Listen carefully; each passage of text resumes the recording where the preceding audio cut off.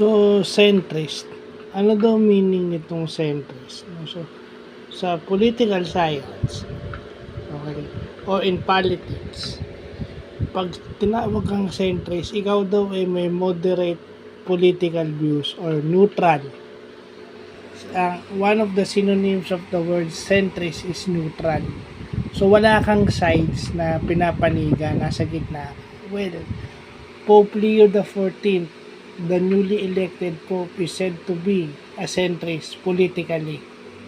So, ibig sabihin, wala siya masyadong pinapaboran yung political ideology niya gitna. Well, maganda naman kasi progressive siya. Progressive siya in a way na yung migrants, yung mga marginalized people, yun ang kanyang agenda kasi isa siyang missionary. Pag missionary ka, wala kang political, neutral ka sa political views. Lahat yan kaibigan mo. Wala kang sides. Pwede na lang siguro kung tataluhin mo, di ba? So, yun yung bagong word na natutunan natin, yung centrist. So, yun lang pa.